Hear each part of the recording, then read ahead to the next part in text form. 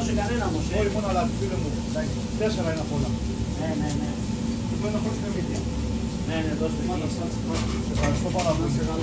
Και όποτε δείτε κάτι όταν... Πήγε σε ένα μαγαζί ρε και ήρθε και εκεί πέρα ένα... Κάνε να με δείσουν όποτε θέλετε. Ναι. Πέρα ο Παταμάκης μου είναι από την Επισκοπή. Ωραία. Δεν σου λέω ποιος είναι. Όμως, όποιος και αν εγώ στον εκκριτικό συνεργάτη προσέχει να τα ψιάζουν.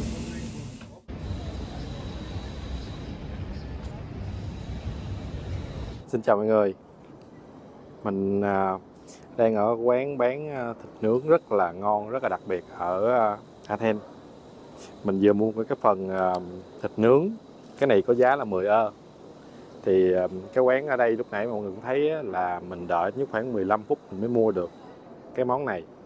Cái quán này các bạn nghe nó khoảng chưa tới 2 mét mà rất là đông. Với lại lúc bây giờ mình đang quay là khoảng 1 giờ trưa, là chưa phải cái giờ mà ăn trưa của người dân Hy Lạp, nhưng mà xếp hàng rất là đông. Tầm 2-3 giờ thì mọi người xếp hàng chắc khoảng nửa tiếng mới ăn được. Cái phần này thì có 10 ơ, mình được 2 cái xương thịt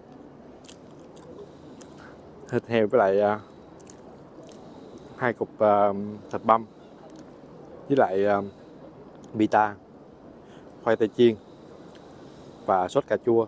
Sốt cà chua ở đây thì rất là ngon, nó làm khác với những cái nơi khác. Ở nơi khác thì người ta thường dùng sốt tzatziki để ăn chung với cái món này. Còn ở đây thì làm sốt cà chua thôi, nó chua chua ngọt ngọt với lại có vị mặn. Người ta rắc một ít muối lên sau khi mà nướng xong á.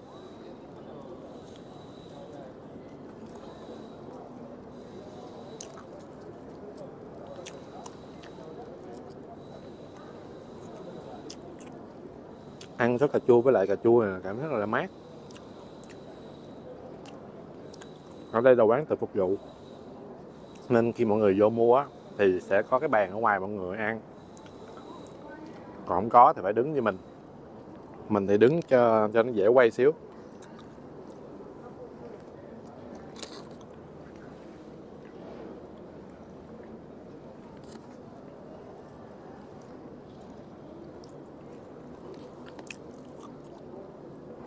Chỉ mình thấy riêng cái quán này thôi là nó đặc biệt. Cái món nó được chế biến khác với những cái món cái quán khác ở Athens. Lúc nãy mình cũng có quay cho mọi người xem cái cách người ta chế biến cái món này đó. Nướng thì không có trực tiếp nướng trên lửa, nướng bằng trên một cái bếp gì đó, bếp điện hay là bếp gì mà mình không có biết, tại vì nó bị che ra rồi. Xong người ta mới rắc muối lên. Pita ở đây á, bánh mì pita ở đây á, thì người ta cũng nhúng sơ qua một miếng nước nên nó rất là mềm, ăn rất là ngon. Pita chỗ khác thì nó rất là khô.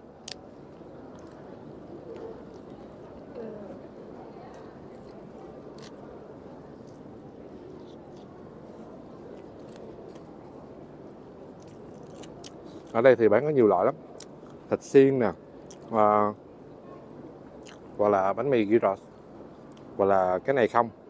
Còn mình mua cái phần này là phần giống như là đắt nhất ở cái quán. Khi mà mọi người mua xong á, thì nó có cái tủ để lấy nước. Bạn có muốn mua nước rồi á, thì ra đó tự lấy thôi, chứ người ta cũng không sợ mất mát gì đâu. Ở đây tự phục vụ là chính, cái ý thức của nhau là chính thôi.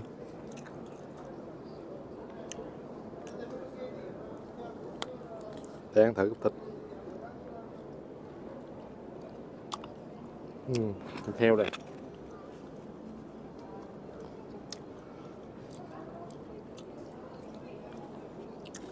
Riêng cái sốt cà chua ở đây thì rất là đặc biệt. Mọi người nên thử tới cái quán, tới Athens nha. Đây là cái quán mình vừa mua. Ok, nếu mọi người thích video thì nhớ like, share video giúp mình nha. Cảm ơn và chào tạm biệt mọi người. Hẹn mọi người ở những video tiếp theo.